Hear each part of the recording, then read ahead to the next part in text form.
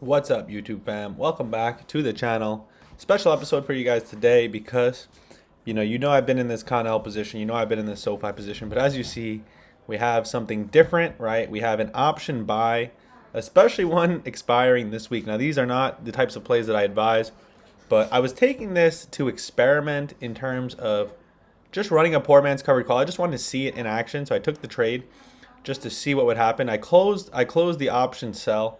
But the more I was looking at the chart of SPY, the more I thought that this would be not as bad of a trade. Now, it is crazy, right? Because we are risking $518. We're already down 10%. But we have all the way until the 31st. And, I was just thinking from an option seller's perspective, right? Like, where would I sell calls and feel comfortable? And truthfully, I just don't see an area. So when I was closing those and then I was going to close these, I was like, you know what? Like, I don't really want this to be one of those stories of, oh, if I left them open, they'd be up this much. And then I pulled up the Tesla chart and I was like, this looks like a double bottom. Facebook has been on a tear. Microsoft looks very bullish. So the three stocks that are reporting earnings tomorrow look incredibly bullish. Shopify's been on a tear. So with all that being said, NASDAQ looks good. Everything looked good. So I was like, do I close these or just let it ride? And ultimately, the $500 in this account, to me, listen, obviously I don't want to lose it by any means, but is it worth risking it with these positions open, right? Because if I lose 500, I still believe in these positions. Not to mention, crypto is getting absolutely torched right now. So not sure what to expect with the Connell position by tomorrow's open. But I will say that everything about SPY looked bullish, and when I had the calls that I was selling open, to me it just seemed like a bad play. And that's why I like selling options, because most people are option buyers, and I think selling options allows you to really see both sides of the coin, right? Because if you're only an option buyer, you're never going to see things 100% unbiased, right? You're always going to see, oh, it's going to the moon, oh, it's going to fly. The reality is, majority of the time is not a good time to buy options. But as an option seller, that's when I looked at this position and I was like, I don't want to sell any of these calls because this gap looks like it's filling. And on a week like this with all these earnings, there's no reason why I couldn't push really far, So to me, I was like, I can risk $500 to literally see a 3 to 10x. And if it's all gone, then at least I can live with it knowing that, it looks like all the chips are on the table. It looks like the odds are in my favor, right? When I look at this position, I think it's easier to look back at this week and say, how could you short it as opposed to how could you long it, right? Like, if this position doesn't work out, it's one of those positions I can live and die by, right? But if I was to short this or sell calls, I just feel like it would hurt too much. It would just feel ridiculous. Like, the only reason I would sell calls would be to hedge. Ultimately, I'm almost just like, you know what? I'm going to put a couple chips into the pot, no hedge, see what happens. And that's just it, right? This isn't something I advise. This isn't the type of stuff we teach over here on this channel. But, if you've read some of the books I've read, some of the books I've recommended, like the Zurich Axioms, he talks about the hunch, right? And the hunch is not something you can just get involved in trading and do. It's something you can do after years of trading. Now, I'll say this. There's a lot of trades I've drawn out that haven't played out. There's a lot of trades I've drawn out that have.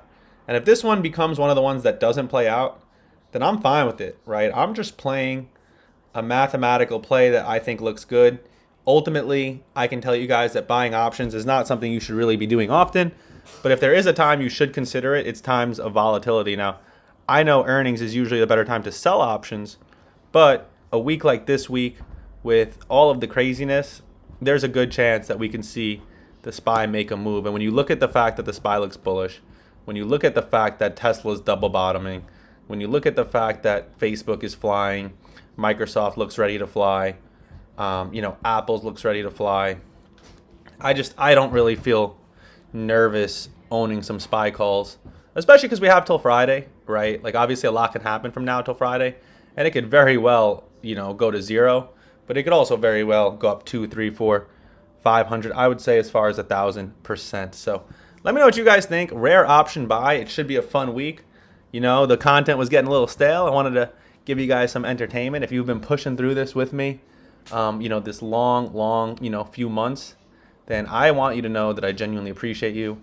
So I'm going to give you guys some quality content and ride these SPY longs. The plan is really to ride them all the way, up until expiration. It's only one contract, right? So I can't really scale in or scale out. But if we get up, a good amount, then I might just take it and just take the whole position off the table. So, I really don't have an option, right? There's no scaling in or out. I don't really think this is necessarily a 100% type of position to play for. I think this is something where you got to go a little bit bigger. But we'll see. I don't want to talk, put my foot in my mouth.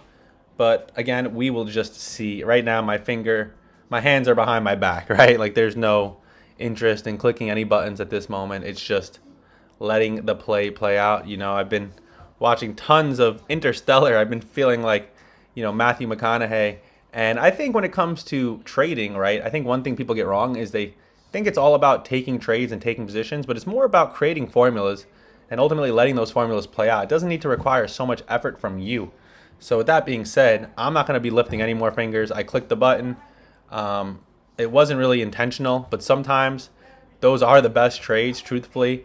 And I've realized that, right? A lot of my best trades were always unintentional. And I always let it get to me because it was like, oh, well, that's not sustainable. I know what I'm doing with this position, with this SPY call is not sustainable, right? Earnings season only comes around every so often. And, everything that's going on in the world, it just has a bullish feel to it. This isn't the type of play that I'm going to be looking for every week to pay my bills. We're just having some fun here. Ultimately, selling options is the base of this channel.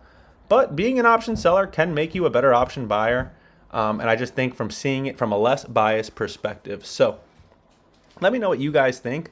Let me know if you guys are taking anything crazy for the earnings coming up this week. And I'll see you guys tomorrow in the next video.